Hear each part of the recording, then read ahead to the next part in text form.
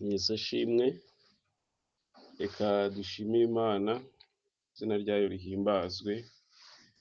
Yo iba ikiturinze kandi imbabazi zayo zihoraho iteka ryose, ihabwe icyubahiro ku bw'ineza n'urukundo itugirira, izina ryayo rihimbazwe. Nejejwe no kubana nawe muri uyu mwanya tugiye kuganira ku ijambo ry'Imana, kandi ndifuza cyane ko intekerezo zacu zahuguka kugira ngo twumve icyo umwuka abwira amatorero.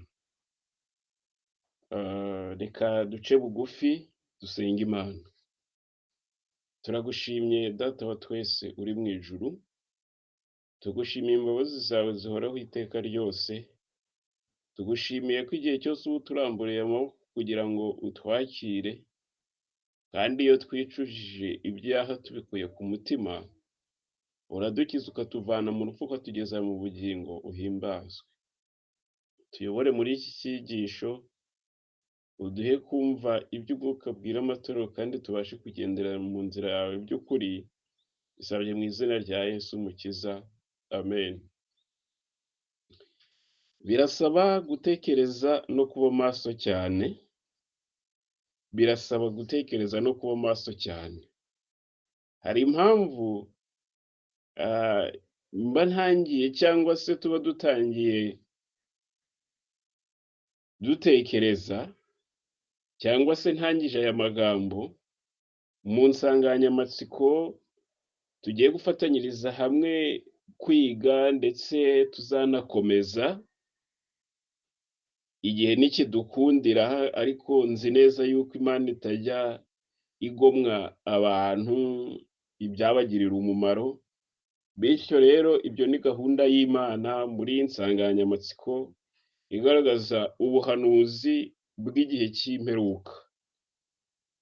Rero iyo tuzirikanye amagambo yanditswe mu ntambara ikomeye nini, haranditswe ngo iyo Imana yoherereje abantu ubutumwa bwayo bw'imbuzi, bukaza busa n'ubutangazwa n'abamarayika bera baguruka baringanije ijuru, ibwira umuntu wese ufite ibitekerezo bizima kubwitaho. Urubanza rukomeye rwatangajwe ruzacirwa abasenga ya nyamaswa n'igishushanyo cyayo, rukwiriye gutera abantu umwete wo kwiga ubuhanuzi bwo kumenya ikimenyetso cy'inyamaswa icyo ari cyo n'icyo bakora kugira ngo be kuzaba mu mubare w'abazacyakira. Aya magambo aboneka mu gitabo cy'intambara ikomeye kimwe kinini ku ipaji ya 505. Iyo Imana yoherereje abantu uwo muburo, isaba abantu, ibwira umuntu wese ufite ibitekerezo bizima kubwitaho. Nakoresheje iyi ntambara ikomeye nini kuko wenda hari aho amagambo hamwe aba yoroheje, ahandi ugasanga kuko ntabwo bisobanuye kimwe, ariko haranditswe ngo umuntu ufite ibitekerezo bizima kubwitaho. Urubanza rukomeye rwatangaje ruzacirwa abasenga ya nyamaswa n'igishushanyo cyayo, rukwiriye gutera abantu umwete wo kwiga ubuhanuzi bwo kumenya ikimenyetso cy'inyamaswa icyo ari cyo n'icyo bakora kugira ngo be kuzaba mu mubare w'abazacyakira. Hepfo rero amagambo yanditswe mu gitabo cyitwa Inama zigirwa itorero, ku ipaji yacyo ya 477, haranditswe ngo inkubiri yo kubahiriza umunsi w'icyumweru ubiri kwatanya mu mwijima. Abayobozi bari guhisha ikibazo nyakuri. Imana ivuga ko ukuri gushungura kuzashyirwa imbere maze guhinduka ingingo yo kugenzura abantu no kugibwaho impaka. Harakomeza havuga ngo intekerezo z'abantu zigomba kunyeganyezwa. Intambara yose, kugawa kose no gutukwa kose bizaba uburyo Imana izemera ko bikoreshwa kugira ngo bitere abantu kwibaza kandi bikangura imitima yajyaga kuba yisinziriye iyo bitagenda bityo. Aya magambo yanditswe mu Inama zigirwa itorero ku ipaji yaho ya 477 cya gitabo kinini. Intekerezo z'abantu zigomba kunyeganyezwa. Imana ivuga ko ukuri gushungura kuzashyirwa imbere maze guhinduka ingingo yo kugenzura abantu no kugibwaho impaka. Ubu rero uko ibintu byose birimo kugenda bigaragara muri iki gihe cya none, impaka zigomba kubaho ku ngingo runaka, kandi tubonye ko niba Imana yohereje ubwo butumwa, isaba abantu bafite ibitekerezo bizima kubyitaho. Niyo mpamvu natangije amagambo arimo kuvuga ngo bisaba gutekereza cyane. Niba rero muri iki gihe cy'umwijima, ni iki gikwiriye gukorwa kuri buri wese? Akwiye gushaka Imana mu buryo bwo gusenga no kwiga ijambo ry'Imana akarigira irye, bitarindiriye undi muntu uwo ari we wese yashyiramo ibyiringiro. Abagira ubute rero bwo kubana n'Imana, abo nta mugabane bafite, kandi ishungura rigomba kubasiga hanze binyuze mu nyigisho z'ibinyoma. Ndagira ngo ntabwo dutekereze cyane, inyigisho z'ibinyoma ntabwo zizazanwa n'abantu basanzwe. Aho ngaho ibyo bintu umuntu ashobora kubitekereza ko inyigisho z'ibinyoma zishobora guturuka mu madini yo hanze, cyangwa se zigaturuka nk'uko dukunze kuvuga ngo Babuloni yasindishije amahanga yose inzoga arizo rubari ry'ubusambanyi bwabo n'ibyo binyoma byose. Abantu bakaba bashobora kwibwira ko izo nyigisho koko zigomba guturuka iyo ngiyo, ariko ndagira ngo nkubwire ngo no muri twe, hagati muri twe, inyigisho z'ibinyoma zigomba guhabwa icyanzu. Bikaba bishoboka ko umuntu wari ufite urumuri, kandi umuntu ubasha kuba ahagarariye ukuri ari ushobora kuguhakana mu gihe cya none. Impamvu tuba tugomba kuzirikana amagambo yanditswe mu gitabo cyitwa Ubutumwa Bwatoranijwe,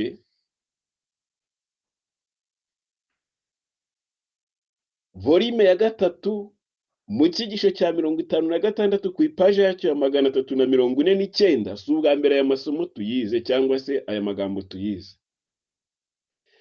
Handitswe amagambo avuga ngo ubuhakanyi buzadutungura. Nk'uko byagenze mu gihe cyashize, mu gihe kizaza tuzabona habaho gukura kw'imico y'ubwoko bwose. Tuzabona ubuhakanyi bw'abantu twagiriraga icyizere, abo twiringiraga, abo twibwiraga ko bakomeye nk'icyuma mu kudahemuka ku mahame kwabo. Hari ikigiye kuza kubagerageza, kandi bazarindimuka. Bene abo bantu nibagwa, bamwe bazavuga bati, ninde twakwiringira? Ibi ni ibishuko Satani azana kugira ngo arimbure ibyiringiro by'abahirimbanira kunyura mu nzira ifunganye.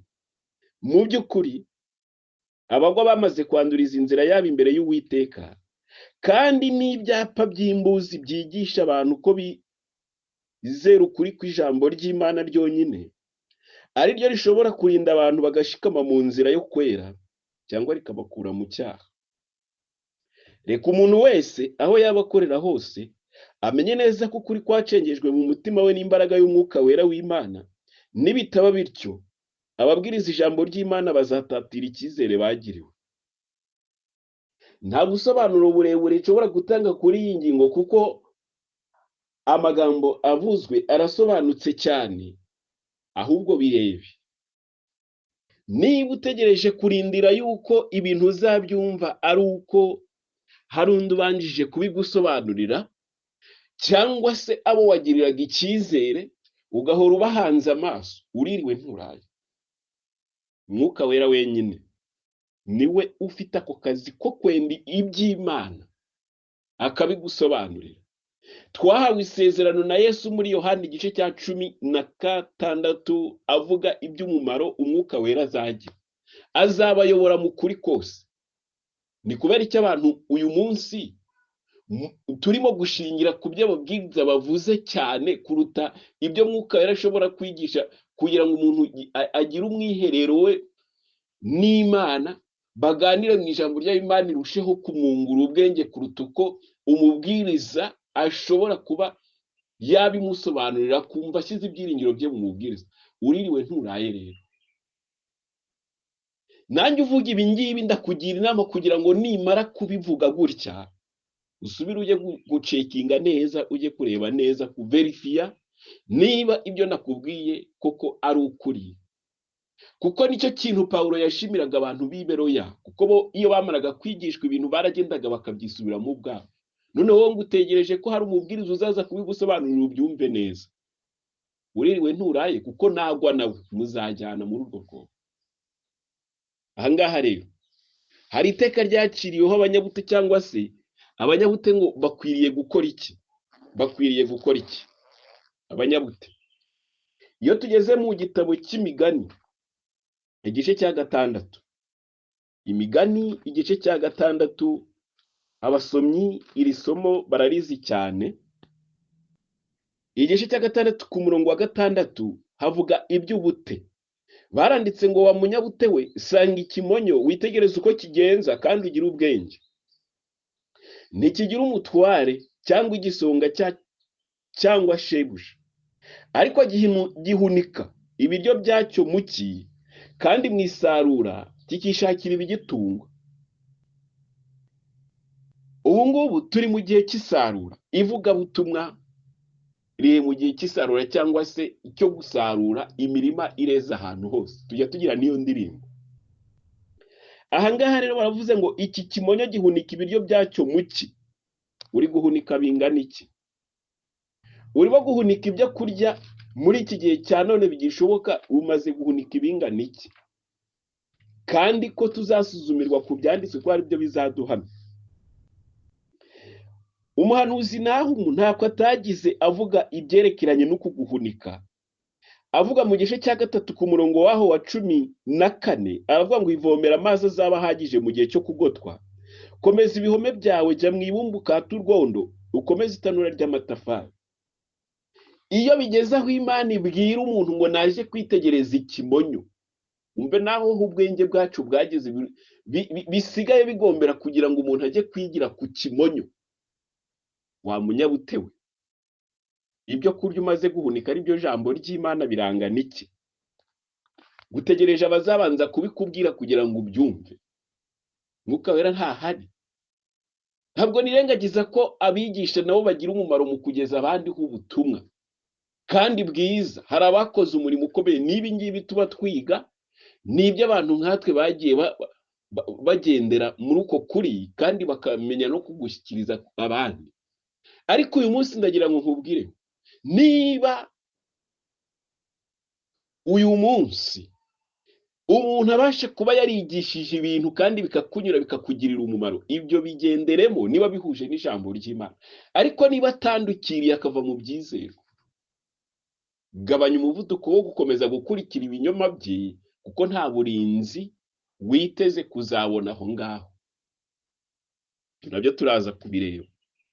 Rero haranditswe ngo gihunika ibiryo byacyo mu cyi, kandi mu isarura kikishakira ibigitunga. Uzasinzira ugeze ryari wa munyabute we? Uzakanguka ryari? Intumwa Pawulo avuga iti kuko igihe cyo gukanguka gisohoye rwose. Intumwa, igihe cyo gukanguka kirasohoye rwose. Dore agakiza kacu karatwegereye kuruta igihe twizere. Bisaba gutekereza rero. Ibyanditswe byera ni umurinzi wacu. Iyo dusoma amagambo yanditswe mu ntambara ikomeye ku paje yacyo ya 417, ntambara ikomeye, paje yaho ya 417, haranditswe ngo Satani azakoresha ubuhendanyi bukomeye busa n'ukuri, ku buryo kubutahura bitazaba byoroshye uretse kuba warasomye ibyanditswe byera. Mu buhamya bwabo biyita Kristo, ijambo ryose n'igitangaza cyose bigomba gusuzumana ubushishozi. Nta n'umwe uzahagarara ashikamye mu gishuko giheruka keretse gusa bashikamishije intekerezo zabo mu kuri kw'ijambo ryayo. Umuntu wese azagerwaho n'iki kibazo ngo mbese nzumvira Imana kuruta abantu? Iki ni cyo gihe cyacu cyo gufata icyemezo giheruka. Mbese ibirenge byacu bihagaze ku rutare rw'ijambo ry'Imana ridahinduka? Mbese ubu twiteguye kuzahagarara dushikamye kandi duhamya amategeko y'Imana no kwizera Yesu? bitekerezeho uve mu buti. Haranditswe ngo iyo Imana yoherereje abantu ubutumwa bwayo bw'imbuzi zikomeye, bugatangwa nk'ubutangajwe n'abamarayika bera baguruka baringanije ijuru, isaba umuntu wese ufite ubushishobozi bwo gutekereza kwita kuri ubwo butumwa. Iyi ni intambara ikomeye ntoya ndimo gusoma. Urubanza ruteye ubwoba ruzacirwa abasenga ya nyamaswa n'igishushanyo cyayo rukwiriye gutera abantu benshi umwete wo kwiga ubuhanuzi, kugira ngo kumenya ikimenyetso cy'inyamaswa icyo ari cyo n'uburyo bakwirinda kuzakira icyo kimenyetso. Ariko abantu benshi biziba amatwi ngo batumve uko kuri, maze bagahindukirira imigani y'imihimbano. Intumwa Pawulo itubwira gusubiza amaso yacu inyuma tukareba mu minsi yashize. Igihe kizaza ubwo abantu batazumvira inyigisho nzima. Icyo gihe cyamaze gusohora. Icyo gihe cyamaze kugenza gute? Nshuti muvandimwe, urangajwe n'iki? Abantu benshi muri iki gihe ntibashaka ukuri kwa Bibiliya kuko kunyuranije n'ubushake bw'abakora ibyaha n'umutima ukunda iby'isi, maze Satani nawe akazana ibishuko ahereye ku byo bakunda. Nshuti muvandimwe, nushake ube maso cyane kandi usabe Imana cyane kugira ngo ikubakeho igihome cyangwa se ube mu ihema ryayo. Naho ubundi twasomye muri kiriya gitabo cyitwa ubutumwa bwatoranijwe volume ya 3 amagambo atyaye ngo mu by'ukuri abagwa bamaze kwanduriza inzira yabo imbere y'Uwiteka, kandi ni ibyapa by'imbuzi byigisha bahamya ko bizera ukuri kw'ijambo ry'Imana ryonyine ari ryo rishobora kurinda abantu bagashikama mu nzira yo kwera cyangwa rikabakura mu cyaha. Zirikane aya magambo turi kwigira hamwe. Ubuhanuzi bwo mu gihe cy'imperuka birasaba gutekereza cyane. Handitswe ngo Satani ashishikariye cyane kwerekeza ibitekerezo byacu ku bantu aho guhanga amaso ku Mana. Yerekeza amaso y'abantu ku bepiskopi bakuru, ku bapasitoro, ku bigisha b'iby'iyobokamana nk'abayobozi babo, mu cyimbo cyo gushakashaka mu byanditswe byera ngo bimenyere ubwabo icyo Imana ibashakaho. Nuko rero iyo Satani amaze kwigarura intekerezo z'abo bayobozi, abenshi abikoreshereza ibyo ashaka. Paje 420 haranditswe ngo igihe hariho amahirwe yose yo kumenya ibyo Imana ishaka, ubujiji ntibuba bukibaye urwitwazo rwo kuyobya cyangwa se kuyoba cyangwa gucumura. Umugenzi ageze mu ihuriro ry'inzira nyinshi kandi ibyapa byerekana aho inzira yose igana, aramutse yirengagije ibyo byapa akanyura mu nzira abona ko ari imubereye y'ukuri, ashobora kuba bikoze yumva ko ari mu kuri kwe, nyamara bidatinze zisanga yanyuze inzira yamuyobeje. Vandimwe, tube maso kuko agakiza k'umuntu kari mu maboko ye, kandi agomba kwishakashakira ubwe mu byanditswe byera. Uko kwizera k'umuntu kwaba gukomeye kose, uko yaba yiringira kose ko umubwiriza we azi ukuri, ibi si byo byaba urufatiro rwo kwizera kwe. Afite igishushanyo cyerekana inzira igana mu ijuru, kandi ntabagomba kwihimbira iyo nzira. Gushyira ibyiringiro mu muntu, ibyo ngibyo Imana bitanzeho gasopo. None se abategera amatwi inyigisho z'ibinyoma bo, kandi bamaze kubona ukuri nyako no gusobanukirwa Imana ibabonite. Abantu bategera amatwi inyigisho z'ibinyoma bo, kandi bamaze kubona ukuri nyako no gusobanukirwa, abo bantu Imana ibaha uwuhe mubu? Ndagira ngo tuzirikane amagambo yanditswe mu nyandiko z'ibanze.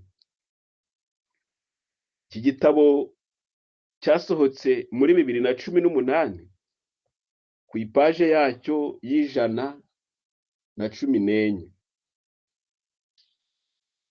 kimwe cy'ubururu, kivuga iby'abashumba gito. Neretswe ko benshi muri abo bashumba bari bahakanye inyigisho za kera z'Imana, bari barahakanye ndetse banga ukuri guhebuje bigeze gushyigikira bafite ishaka, kandi bari baritwikirijwe gutwarwa ndetse n'ubuyobe bw'ubwoko bwose. Nshuti muvandimwe, tuzirikana aya magambo. Nabonye ko basinze ibinyoma kandi ko bayoboraga umukumbi bashinzwe mu irimbukiro. Abenshi mu barwanya ukuri kw'Imana bacurira imigambi mibisha ku mariri yabo, maze ku manywa bakayishyira mu bikorwa kugira ngo bashyire ukuri hasi, bityo babone ikintu gishya cyo gushimisha abantu no guteshura intekerezo zabo ku kuri guhebuje kandi kw'ingirakamaro. Neretswe ko abatambyi bari kwerekeza umukumbi bashinzwe ku rupfu bagiye gufatirwa vuba bidatinze muri uwo murimo uteye ubwoba bakora.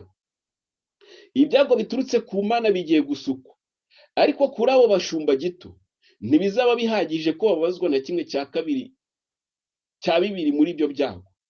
Icyo gihe ukuboko kw'Imana kuzaramburana uburakari n'ubutabera, kandi ntizaguhina itarangije gusohoza imigambi yayo. Abatambyi bakurikiza amabwiriza bahawe kubwo gukorera ibihembo bazapfukama baramirize ku birenge by'abera, ndetse bazazirikana ko Imana yabakunze kubera ko bagundiriye ukuri kandi bagakurikiza amategeko y'Imana, kugeza ubwo abakiranirwa bose bazaba bamaze kurimburirwa ku isi. Buri tsinda mu matsinda anyuranye y'abizera bavuga ko bategereje kugaruka kwa Yesu rifite ukuri kudashyitse. Nyamara Imana yahaye ukuri kose abana bayo bari kwitegura umunsi w'Imana. Yabahaye kandi ukuri kutazwi na rimwe muri ayo matsinda, kandi nta nubwo azigera gusobanukirwa. Ibintu ayo matsinda ahishwe, Imana yabihishuriye abazabasha kureba kandi bakaba biteguye gusobanukirwa. Ibintu ayo matsinda ahishwe, Imana yabihishuriye abazabasha kureba kandi bakaba biteguye gusobanukirwa.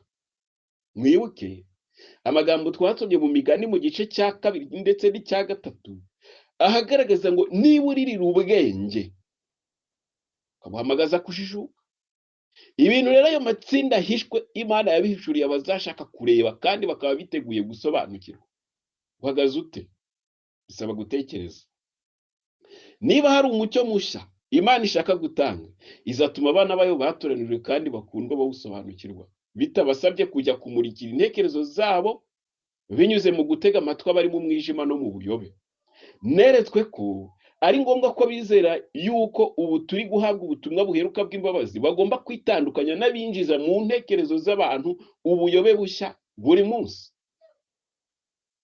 Bagomba gukora iki? Bagomba kwitandukanya n'abinjiza mu ntekerezo z'abantu ubuyobe bushya buri munsi. Neretswe ko yaba umwana cyangwa umuntu mukuru ntawe ukwiriye kujya mu materaniro yabo, kuko byaba ari bibi kubatiza umurindi muri ubwo buryo igihe bigisha ibinyoma by'uburozi bwica ubugingo kandi bakigisha inyigisho z'amategeko y'abantu. Ingaruka zituruka kuri ayo materaniro ntabwo ari nziza. Niba Imana yaradukuye muri uwo mwijima n'ubuyobe, dukwiriye guhagarara dushikamye mu mudendezo twahawe kandi tukishimira ukuri. Iyo tugiye gutega amatwi ibinyoma kandi ntawadusabye kujyayo, bibabaza Imana kuko itazaturinda keretse gusa niba ariyo yatwohereje muri ayo materaniro, aho ubuyobe bwinjizwa mu ntekerezo z'abantu n'imbaraga z'ubushake bwabo. Abamarayika bahagarika kuturinda, maze tugasigara dukomwa hirya no hino n'umwanzi, tukajya mu mwijima kandi tugacibwa intege na Satani n'imbaraga z'abamarayika be babi. Bityo umucyo wari utugose ukinjirwamo n'umwijima. Hagaze ute muri iki gihe cya none? Aya magambo arakomeye. Aya magambo umuntu wese aba akwiriye kuyatekereza kandi akamenya urutare ahagazeho niba ari urutare rw'ukuri koko. Nshuti, reka turebe icyavuzwe mu gitabo Uwifuzwa ibihe byose, ku ipaje yaho 146. Ni mu gice cya 23 mu gitabo Uwifuzwa ibihe byose, igice kivuga ngo ubwami bw'Imana buregereje. Nk'uko mu gihe cya Kristo, paje yaho 146, nk'uko mu gihe cya Kristo abayobozi b'itorero banze kwakira umucyo n'ubugingo bw'abantu, ni nako nk'uko mu gihe cya Kristo abayobozi b'itorero banze kwakira umucyo w'ubugingo bw'abantu, ni nako wagiye wangwa muri buri gisekuru cyakurikiyeho. Inshuro nyinshi amateka y'ukuntu Kristo yateye umugongo Yudaya yagiye asubirwamo. Ubwo abagorozi bigishaga ijambo ry'Imana, nta gitekerezo babaga bafite cyo kwitandukanya n'itorero ryari ririho. Nyamara abayobozi b'itorero banze kwihanganira umucyo, maze abari bawuzanye bagomba gushaka irindi tsinda ry'abantu bari basonzeye ukuri. Muri iki gihe cyacu, ngo ryari? Muri iki gihe cyacu, bake mu bavuga ko ari abayoboke b'abagorozi nibo bakoreshwa n'umwuka wari uri muri abo bagorozi. Bake nibo batega amatwi ngo bumve ijwi ry'Imana, kandi nibo biteguye kwakira ukuri mu buryo ubwo ari bwo bwose kwaba kwigishijwemo.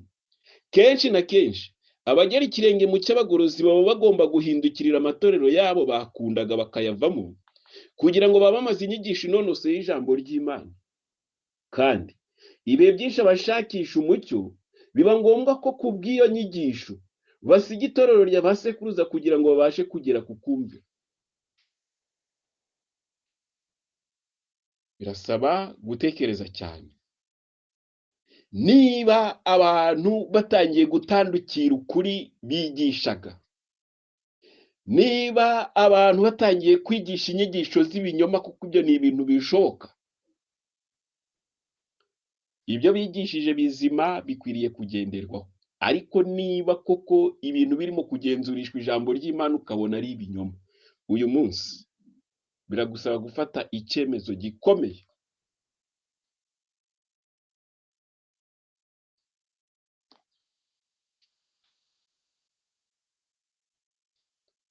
Niyo mpamvu amagambo akomeza muri iki gitabo Wifuzwa ibihe byose ku ipaje y'167 haranditse ngo umuntu wese afite umudendezo wo guhitamo imbaraga izajya imutegeka iyo ariyo. Nta muntu n'umwe waguye ngo agere kure cyane, nta n'umwe wononwe n'ibibi cyane ku buryo Kristo atashobora kumukiza. Iyo Satani arimbuye kwizera Bibiliya mu bantu, aberekeza ahandi bakomora umucyo n'imbaraga, bityo agenda bacengeramo buhoro buhoro rwihishwa. Abantu bava mu nyigisho z'ibyanditswe byera zisobanutse mu buryo bweruye bagatera umugongo imbaraga yemeza ya Mwuka Wera w'Imana, baba bihamagariye gutegekwa n'abadayimoni. Kunenga ibyanditswe byera no kubisobanura mu buryo abantu babijyana aho bashaka byafunguriye umuryango imyizerere y'imyuka y'abadayimoni no gutesha agaciro Imana igashyirwa mu mwanya w'ibyaremwe. Kandi bene izo nyigisho ni uburyo bugezweho bw'inyigisho za kera za gipagani zigenda zishinga imizi no mu matorero yita ko ari ay'Umwami wacu Yesu Kristo. Ibihindizo byarindaga ubugingo bw'uwo muntu birasenyuka. Nta rusika rumukingiriza icyaha ruba rugihari. Nta muntu n'umwe uzi indiba y'ubuhenebere no kononekara ashobora gusayamo iyo yigijeho ibyamukumiraga byo mu ijambo ry'Imana na Mwuka wayo. Mbega ko dukwiriye kuba maso cyane. Rero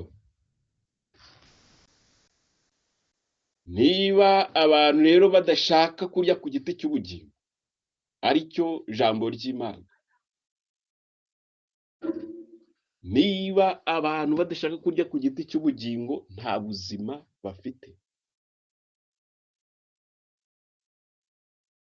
Ijambo ry'Imana rirakomeza rivuga ngo iyo dusomye mu Itangiriro mu gice cya 3 tubona ibyerekeye no kurwa k'umuntu. Uku kugwa k'umuntu, Adamu na Eva bamaze kugwa birukanwe muri Edeni, babuzwa kurya ku giti cy'ubugingo. Rero icyabaye ni iki? Imana yaravuze iti noneho uyu muntu atarambura ukuboko akarya kuri iki giti cy'ubugingo, noneho akaramira iteka ryose aramiye mu byaha. Imana iramusohora imwirukana muri Edeni. Noneho ahubwo iby'inama y'agakiza biza gusohora, ariko uyu muntu yaramaze gusohoka muri Edeni. Rero muri iki gihe cya none ukuri kugomba gushyirwa ahagaragara, hanyuma kukaba ingingo igirwaho impaka, ariko ibyo bintu nabyo bikaba umugabane w'ishungura Imana igomba gukoresha kugira ngo abantu bakanguke. Niyo mpamvu ibyo uri kubona byose nubwo birimo kugenda biba bikagenda bimeze nk'aho biri kunyeganyeza intekerezo, umuntu aba akwiriye kuba maso cyane, kuko Yesu yatanze umuburo mbere avuga ngo imitima yanyu ye kuremererwa no gusinda n'amaganya.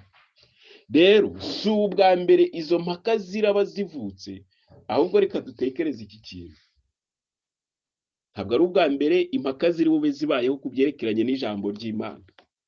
Iyo dusomye mu butumwa bwiza bwanditswe na Luka mu gice cyaho cya 4, igice cya 2 cy'ubutumwa bwiza bwanditswe na Luka, tubona ibyerekeranye na Simiyoni igihe yavugaga ku buhanuzi bwerekeranye no kuvuka kwa Yesu. Ku murongo wa 34 haranditswe ngo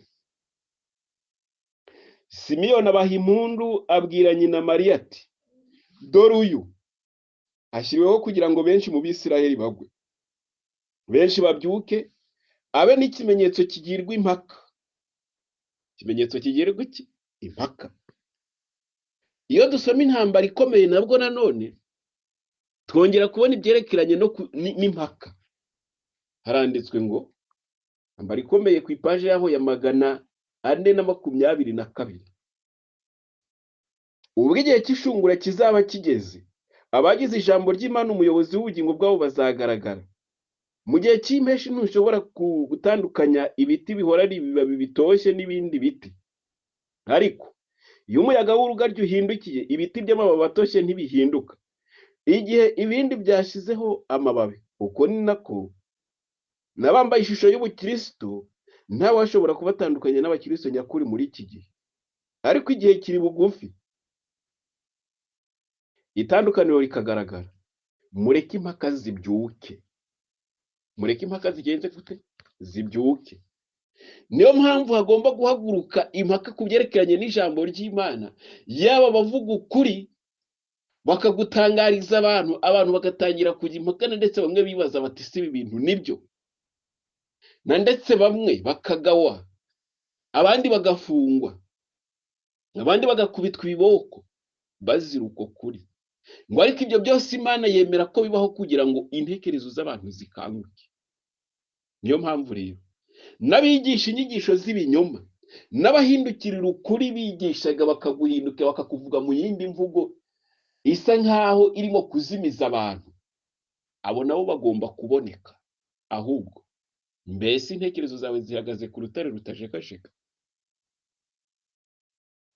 Soma amagambo ari mu nama zigirwa itorero ku ipaje ya 477 nk'uko twamaze kuyasoma, ndetse akakongera kuyasubiramo.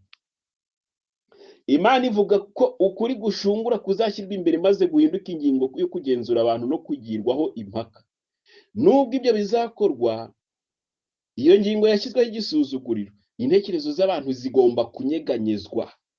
Intambara yose, kugawa kose no gutwa kose bizaba uburyo Imana izemera ko bikoreshwa kugira ngo bitere abantu kwibaza, kandi bikangura imitima yajyaga kuba yisinziriye iyo bitagenda bityo. Ariko izi mpaka nazo zigomba kuzageraho zigasoza, kuko intambara ikomeye ku ipaje ya 429 niho havuga amagambo akomeye asoza iki gice cya 38 kivuga ngo umuburo uheruka. Baranditse ku ipaji ya 429 ngo ubu butumwa ntibuzarangizwa n'amagambo menshi y'impaka, ahubwo buzarangizwa no kunyurwa kubwo kwemezwa na Mwuka w'Imana. Imana yacu ihabwe icyubahiro. None urabitekereza ute uyu munsi wa none?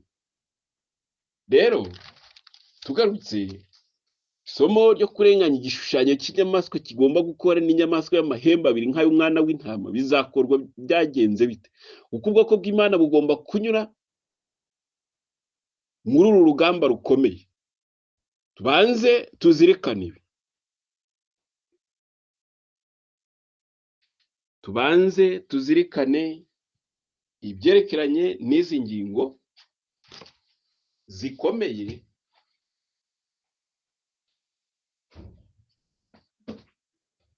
ingingo tubona mu ijambo ry'Imana kandi zidufasha gusobanukirwa. Mbese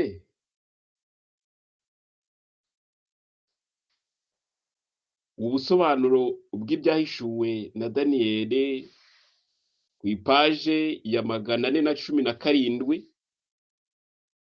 ubwo turimo kugenzura ingingo zimwe na zimwe zivugwa mu buhanuzi. Dusoma mu byahishuwe ibyerekeranye n'igishushanyo cy'inyamaswa ndetse n'ibyo kigomba gukora. Rero iki gishushanyo cy'inyamaswa n'inyamaswa y'amahembe abiri nk'ay'umwana w'intama bizakorwa cyangwa se kurenganya kwabyo bizakorwa byagenze bite? Banze tuzirikane ibi. Daniyeli n'ibyahishuwe ku ipaji ya 417 haranditswe hano nk'uko intangiriro ibisaba. Turabaza iki kibazo ngo ninde cyangwa se n'iki kirenganya itorero ry'ukuri?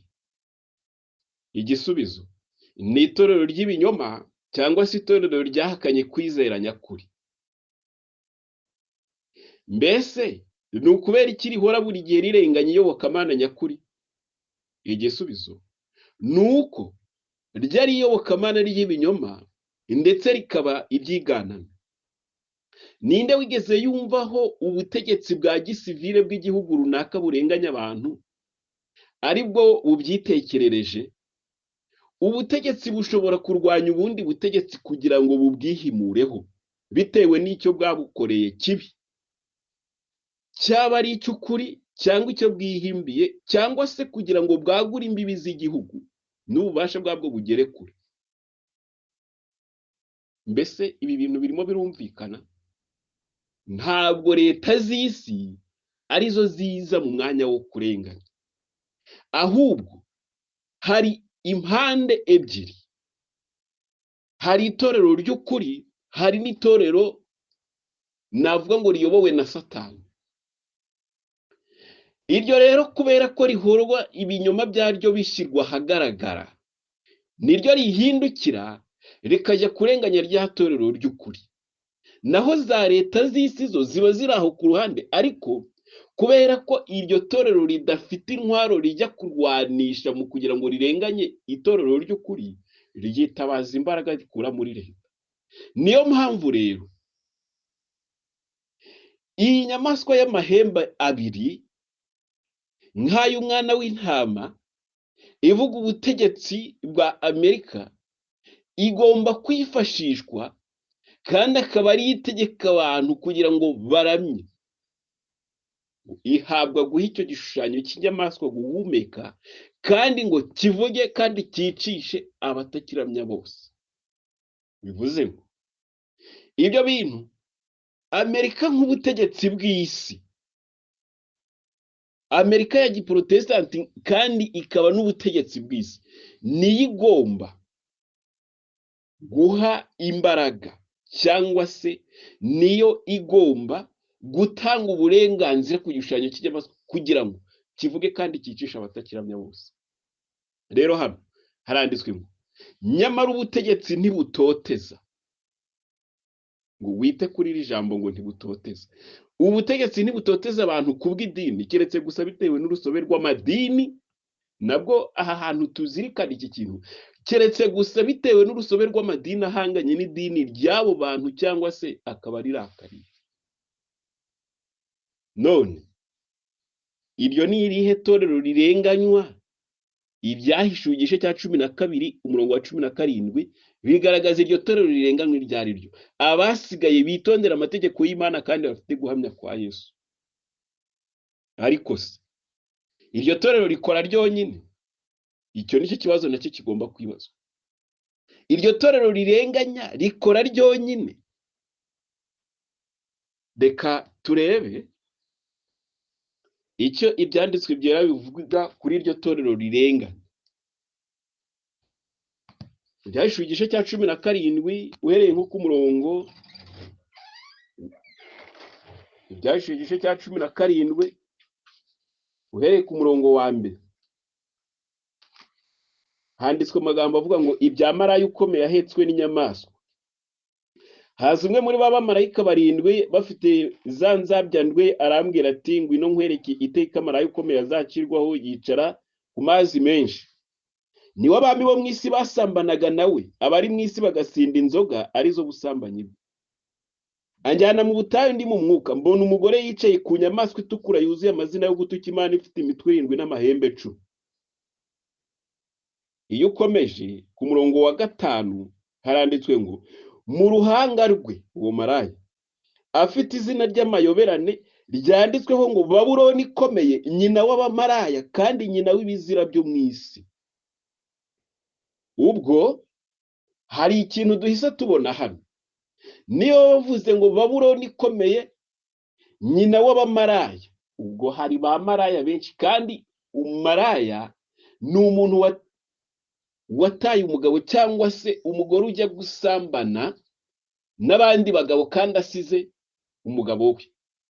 Bityo rero itorero gatolika ryataye umugabo waryo ari we Kristo, noneho rijya gusambana, kandi ubwo busambanyi rifite n'abandi noneho bariri inyuma, abo bakobwa ryabyaye nabo bagomba gufatanya.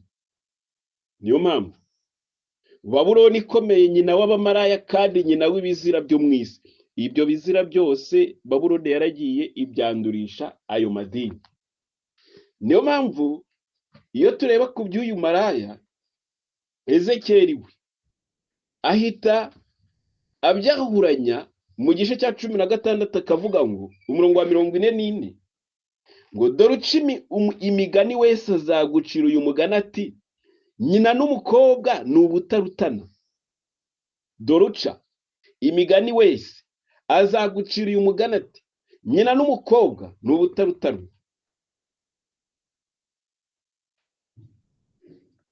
Umurongo wa 45 uri uwa nyoko wanga umugabo we n'abana be, niko handitswe. None rero ahangaha tugiye kureba, twari turimo kwibaza ngo mbese iri torero rikora ryonyine.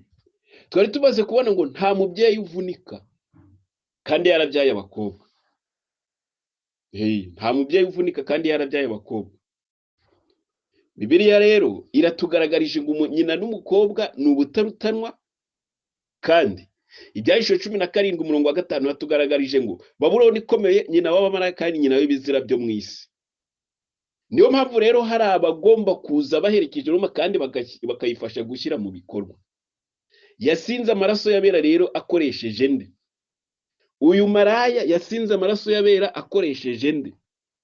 Niyo mpamvu tujya mu Byahishuwe mu gice cya 13 kuri uriya murongo wa 14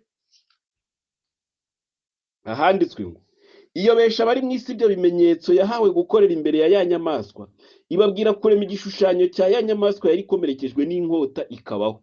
Ihabwa guha icyo gishushanyo cy'inyamaswa guhumeka ngo kivuge kandi cyicishe abatakiramya bose. None iyi Roma niyo izaza kumara abantu cyangwa hari abo igomba gukoresha? Nyina n'umukobwa ni ubutarutanwa. Ibyo bintu rero ndagira ngo duse n'abarebera mu mateka, ntabwo ari ibya none. Iyo tureba mu gitabo cya 2 cy'Abami igice cya 11 tubona hari ibintu byabaye mu mateka. Uyu mukobwa wa Yezebeli witwa Ataliya, iyo tubona Yezebeli yari umugore wa Ahabu kandi yaramyaga ibigirwamana. Uyu Yezebeli arazwi cyane, kandi iyo Yezebeli kenshi avuzwe yongera kugereranya ubutegetsi bw'i Vatikani ubupapa. Bityo rero uyu Yezebeli nitumufata tumufate nk'ubupapa. Noneho rero turebe uyu Ataliya, byavuzwe ngo nyina n'umukobwa ni ubutarutana. Ni iki Ataliya yakoze kivugwa hariya mu gitabo cya 2 cy'Abami igice cya 11? Ataliya niwe wafashe abana b'umwami bose mu Buyuda, kuko umwami yari amaze gupfa, ari we mugabo we. hanyuma amaze gupfa, atariya Satani amugira igikoresho cyo kugira ngo abana b'umwami bose bagombaga gusimbura umwami bose bicwe, kandi yarabishe hasigara umwami umwe witwa Yowasi niwe wahishwe. Hanyuma rero turabona izi nama zose atariya cyangwa se ibi bikorwa byose yabigirwaga na nyina Yezebeli, niwe wamuhaga ibitekerezo. Nicyo kintu ndimo mvuga nti umukobwa na nyina ni ubutarutanwa, kandi nta mubyeyi w'umugore ushobora kuvunika yarabyaye abakobwa. Abo bakobwa rero nibo bagomba kwifashishwa. Nimvuga rero atariya umubika ahantu mu rwego rwo kumara abana b'umwami, kugira ngo ni ukuvuga ngo byari nk'ibikoresho bya Satani kugira ngo Yesu bibangamire gahunda yo kugira ngo Kristo azavukire mu muryango, abone gucungura abantu. Atariya rero araza yima mu Buyuda, ubundi yari asanzwe ari umugore w'umwami. Abonye umwami amaze gupfa, ashaka kumara abahungu be kugira ngo hatazagira umusimbura, ariko ni mu rwego rwo kuburizamo umugambi wo gucungura umuntu. N'ibi ngibi rero birongera bikagaruka nabwo rero bifite indi sura mu gihe cya Yohana Umubatiza. Hakoreshejwe nde?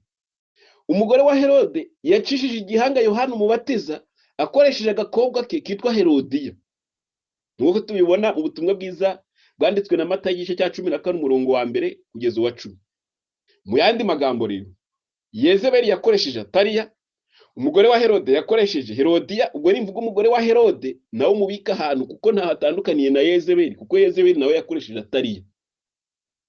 Uyu munsi rero Gatolika nayo igomba gukoresha ubuprotestanti, kandi ubwo buprotestanti ni abakobwa babyawe nande na Kiliziya Gatolika. Kuko muribuka ko ubu ubuprotestanti bivuga guhakana. Niba buvuga guhakana rero, turajya mu gihe cy'abagorozi tubone abangirikani baturutse kuwitwa Calvin mu Bwongereza, bagira ibyo bahakana. Noneho haza kuboneka n'abaluterani, abo bose bari abaprotestanti. Abo nibo bagiye bavukamo ayo madini, ariko ayo madini yose yakomotse muri Kiliziya Gatolika.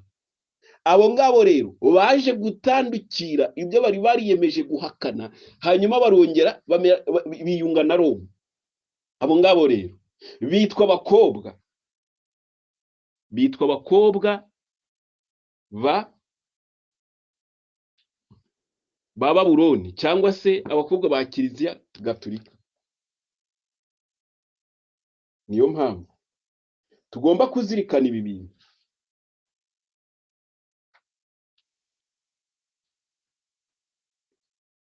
Baranditse ngo mu ntambara ikomeye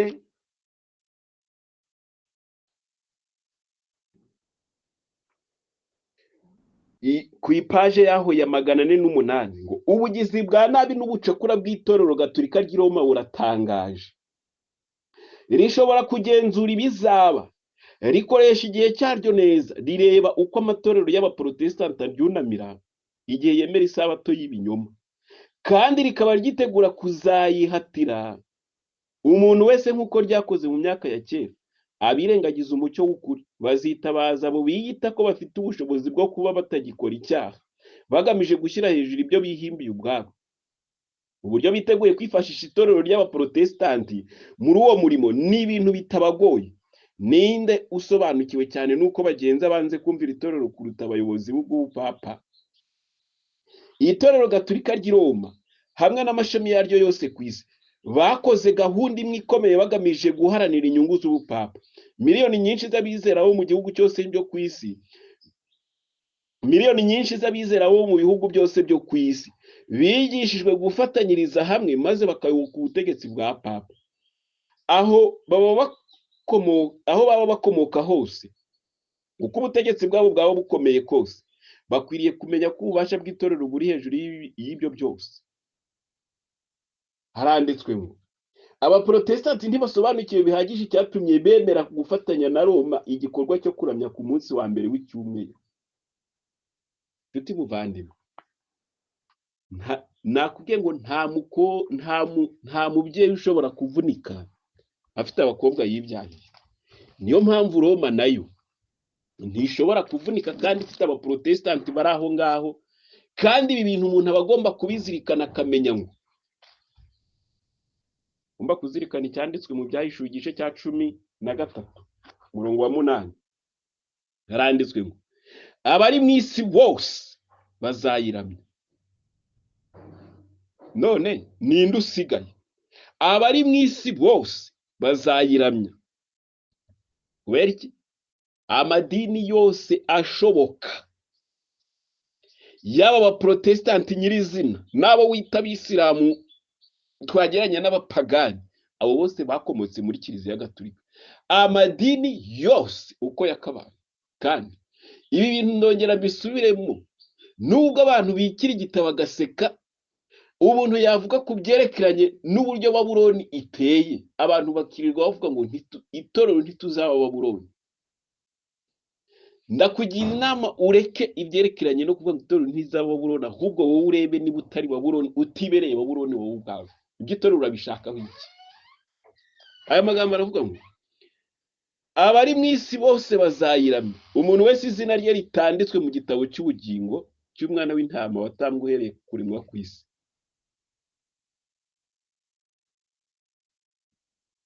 Hano aya magambo arakomeye. Iyi nyamaswa imaze gukomereka uruguma rwica kandi igakira, abantu bayikurikira bayitangarira bavuga ngo ninde uhwanye n'iyi nyamaswa kandi ninde ubasha kuyirwanya? Abari mu isi bose bakurikira iyo nyamaswa. Niyo mpamvu mu buryo ubwo ari bwo bwose umuntu iyi nyamaswa abasha kuba yarabigize ku rutabi rwo kuyikurikira, keretse ahubwo habaho no kwihana, hanyuma umuntu agahindukira. Naho ubundi abari mu isi bose bakurikira iyo nyamaswa bayitangarira. Umurongo wa 3, niba utari mu isi ntabwo waba warayiramije, ariko kuba uri mu isi utumenyetso twa Roma tugomba kuhaboneka. Ariko iyo umuntu ahindukiriye akagarukira Uwiteka, Imana iraza ikamwakira, ikamukuramo ubwo businzi bw'inzoga ya Babuloni. None rero abantu bashyirwaho agahato ryari.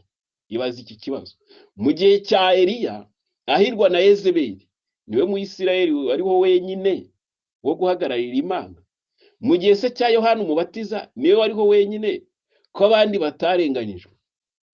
Ibyo uyu munsi rero nabyo bigomba kugenda gutyo, kuko abantu bataryamira ukuri, batagurwa, ntibagurishwe. Abo bantu barashakishwa cyane, mu gihe abandi bo bamaze kurekura hakiri kare, kubwo gutinya kubura imyambaro n'ibyo kurya ndetse no gutinya urupfu.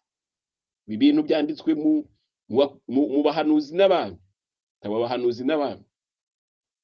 Rero hari ikintu isi ya gikristo irimo gukora. Umurimo wa gikristo ku ipaji yaho y'143 haranditswe ngo ahantu ubukristo bukorera ku isi hari amatsinda ari gukora ku buryo buzatuma bakomeza amategeko bageraho bakagaragara cyane. Tibwira ngo nibyangira kuzajya ahangaha, ko byagenda kose isi igomba kuguhiga niba witwa kuvuga ukuri kw'Imana. Ugomba gushyirwa ahabona. None kibazwa n'iki? Abandi bagiye basiga amaraso yabo bakagenda bakemera gutanga ubugingo bwabo, kandi ko na Kristo yari yarabivuze ngo ukunda ubugingo bwazabubura, ariko uwemera gupfa ku bwanjye ababikiye ubugingo buhoraho. Witeguye gupfa? Hari ibirego rero bigomba kuba bigutegereje, kandi bamwe bashobora kuba bafata nk'ibyoroshye, nyamara ni ibintu bikomeye cyane, ni ibintu biba bikomeye. iyo dusoma mu ntambara ikomeye ku ipaji yaho ya 416 hari amagambo agaragaza isura y'ibyo bintu, uburyo ubwoko bw'Imana bugiye kuregwa ibirego bikomeye. Abakomeza isabato yo muri Bibiliya bazaregwa ko ari abanzi b'amategeko na gahunda. Ibaze nawe iyo umuntu agomeye amategeko ya za leta z'isi. Rero aba bantu bagomba kuregwa ko ari abanzi b'amategeko na gahunda, ko babangamiye imibereho myiza ya rubanda. Ubwo ibyerekeranye n'imibereho myiza hahita haza ubuzima bwose abaturage babamo, byaba ibyerekeranye no kwivuza, ibyerekeranye n'ubukungu, ibyerekeranye imibereho myiza ya rubanda. None ibi birego ko byiteguye kugusukwaho, iyi miriro irimo kwirwa yamaze imijyi ndetse n'imitingito ndetse n'imvura idasanzwe, ibyo bintu byose ko bigiye kurega uko ari wowe urimo kubiteza ndetse n'ibyorezo, bizabyitwara mute? Ibyigenge kandi byangiritse, kandi bakaba ari bo batuma Imana igiye gucira isi witeka. Birakomeye.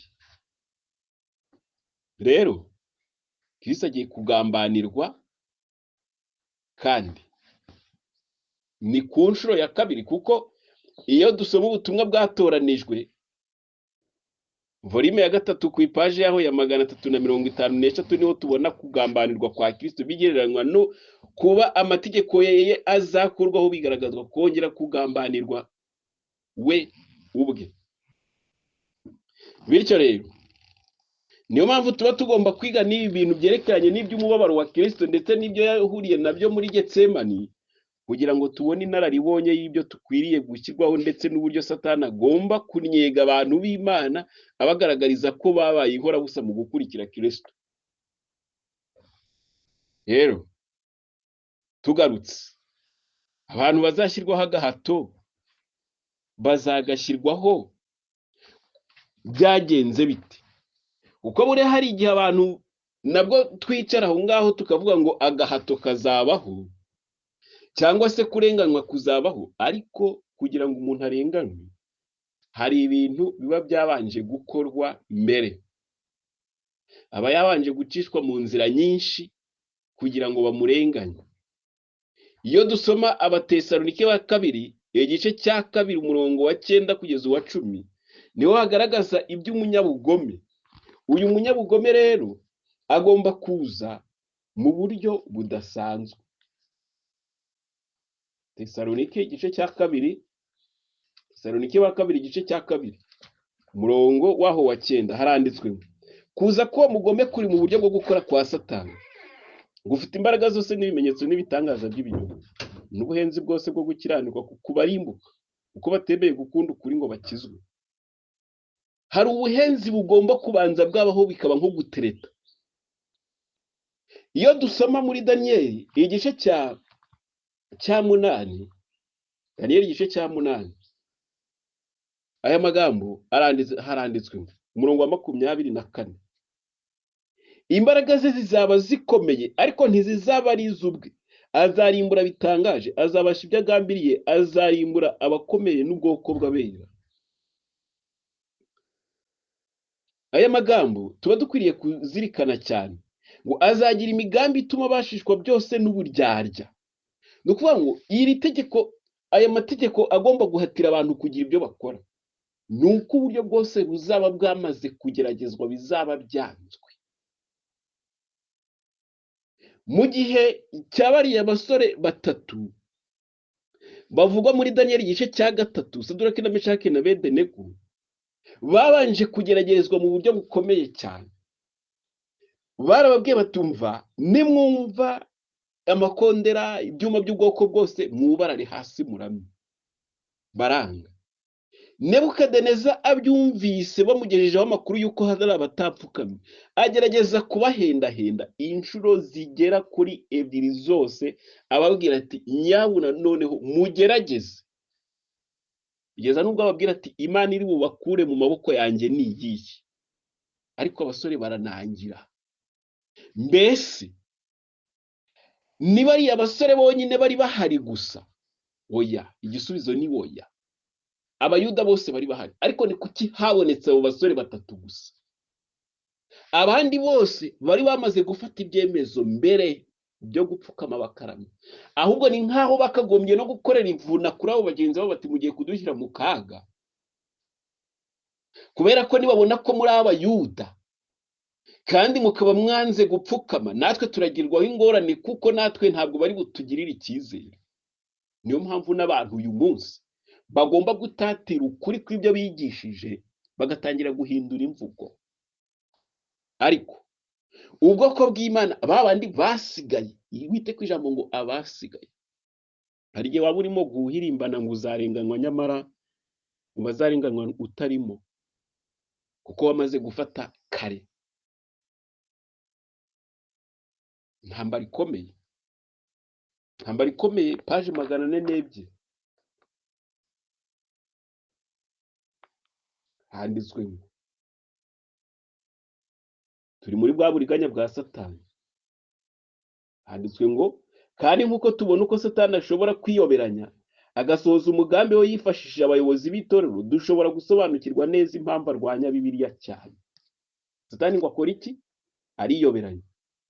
Muri iki gitorero ry'i Roma ryerekana uruhande rwiza imbere y'amahanga, ariko rikikingiriza gusaba imbabazi kubw'ubugome buteye ubwoba bizwiho.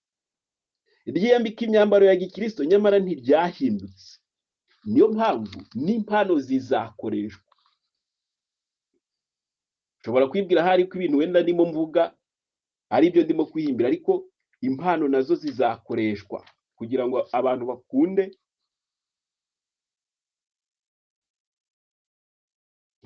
bave ku Mana. Abanyacyubahiro bo mu matorero n'abo mu buyobozi bw'igihugu bazashyira hamwe ngo bahongere, bahendahende cyangwa boshye abantu bo mu nzego zose kuruhuka ku munsi wa mbere w'icyumweru. Mbega ngo bahongerere. Na ndetse ijambo ry'Imana ritugaragariza yuko hano ku ipaje ya 426 mu ntambara ikomeye, ngo abayobozi b'amadini bazakoresha imbaraga zidasanzwe ngo bazimye umucyo w'ubutumwa utarasira ku bayoboke babo. Bazakoresha uburyo bwose kugira ngo baburizeho impaka z'ibyo bibazo by'ingenzi. Itorero rizitabaza ukuboko gukomeye k'ubuyobozi bwa leta, kandi muri uwo murimo ubupapa n'ubuprotestanti buzifatanya. Ubu bw'itegeko ryo guhatira abantu kuruka ku munsi w'icyumweru rizaba rikaza umurego kandi rigafatirwa imyanzuro. Iryo tegeko rizifashishwa mu kurwanya abakomeza amategeko y'Imana. Bazacibwa ibihano, banashyirwe mu nzu y'imbohe, ndetse bamwe bazagaruzwa guhabwa imirimo y'icyubahiro, abandi bahabwa ingororano n'andi mashimwe kugira ngo babakure ku kwizera kwabo. Ntawamenya ibyo abantu bari kurya muri iyi minsi. N'uyu munsi rero byaba bihagaze bite? Ingingo ikomeye niyo kwemera inama y'umugabo wo guhamya. Uko byagenda kose, abari mu isi bose bagomba gukurikira inyamaswa kandi bayitangaje. Mu byahishuwe, niba utemeye inama y'umugabo wo guhamya, byahishuwe igice cya 3 umurongo wa 18, izahabu yatunganirijwe mu ruganda ari byo kwizera gukorera mu rukundo, imyenda yera ariyo gukiranuka kwa Kristo, umuti wo gusiga ku maso umwuka wera. N'ubundi iyi nama niba utayikurikije, ibintu ngugenda ubisobanukirwe neza, uririwe nturahanye. Wazasohorerwaho n'ibyabaye kuri uyu musore uvugwa muri Mariko igice cya 14 umurongo wa 51 kugeza 52, wakubiswa akagenda yambaye ubusa. Kandi nibivuga kwambara ubusa, uzirikane ko Laodikiya nabwo nanone ivugwa yuko igomba kugura umwenda wera kugira ngo yihishe isoni z'ubwambure bwayo. None uwo mwenda warawuguze. Rero impamvu ntawe ukwiriye kwiyemera ngo hari ibyo azi kuruta abandi, cyangwa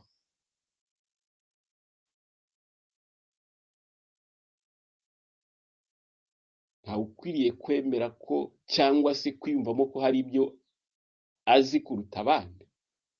Niba Satani yarahangaye abamarayika b'umwijuru nk'uko byanditswe mu byahishuwe igice cya 12 umurongo wa 4, ngo umurizo wacyo ukurura 1/3 cy'inyenyeri zo kwijuru izujugunya hasi.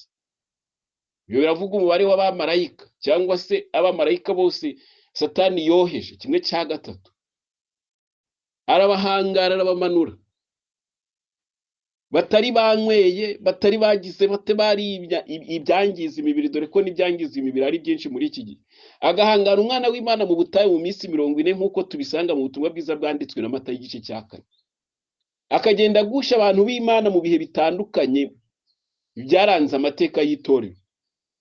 Ndetse n'Ubudivantiste w'umunsi wa 7, abantu tuzi nk'ibihanganye bazanye ubutumwa bwiza ukuboko kw'iburyo kwa marayika wa 3. Nako umutima w'ubutumwa bwa marayika wa 3. Abo bantu bakabwigisha kandi Imana ikabuteraho kashi. Abo ni Jonasi na Wagone. Abo bantu ntuzi aho Satani yabashyize. None uyu munsi urekira tugaseka ngo hari ibyo uzi. Nakugira inama yo kusaba Imana kugira ngo wemere kuri umunyantege nke. Twemere ko turi abanyantege nke, hanyuma dushaka Imana. Ubwo buryo rero waba wita ko ufite ubuhanga bwo gusobanura ibintu, ushobora kuba ari bwo bwabera Satani bwiza kugira ngo akuyobye. Niba udasenga mu mwuka no mu kuri, amagambo mbabwira niyo mwuka kandi niyo bugingo. Uberesha ukuri, ijambo ryawe niryo kuri. Urimo urezwa n'ukuri. Usenga uje n'ubushake bw'Imana. Imana idufashe cyane kubera amaso ubugingo bwacu. Mangije aya magambo kugira ngo tubone uko twinjira mu bindi byigisho, ariko buri muntu wese aba akwiriye gutekereza cyane. Reka Imana idufashe, idushoboze kuba maso, idushoboze kugenzura buri kintu cyose tugenzurishije ijambo ry'Imana. Kandi niba hari urujijo rubaye, umuntu afata ibihe byo gusenga kugira ngo arusheho gusobanukirwa. Ye kurindira ko hari undi muntu ushobora kuza ngo yitambike hagati we na Yesu. Oya. Biri mu biganza byawe. Inshingano yawe ufite niyo kubyakira cyangwa se ukabireka. Ubundi ukagwa mu mwijima. Kuko utemeye gukunda ukuri, ukagwa mu bushukanyi. Ariko ibi ntabwo ari byo kwifuriza. Ahubwo ba maso. Imana idushoboze kandi twumvishe iyi muti tugomba kugura kugira ngo tubashe kubarwa mu bana bayo mu izina rya Yesu. Reka dusenge. Turagushimye Uhoraho, izina ryawe rihimbazwe. Ijambo ryawe ridusaba gutekereza kandi rikaturinda kugira ngo tubashe guhagarara tudasinzwe n'uburiganya bwa Satani. Duhe kurikunda kandi tubashe kwezwa naryo, duhindurwe naryo, n'ibyo kurya bitunga ubugingo bwacu. Tubisabye mu izina rya Yesu. Amen.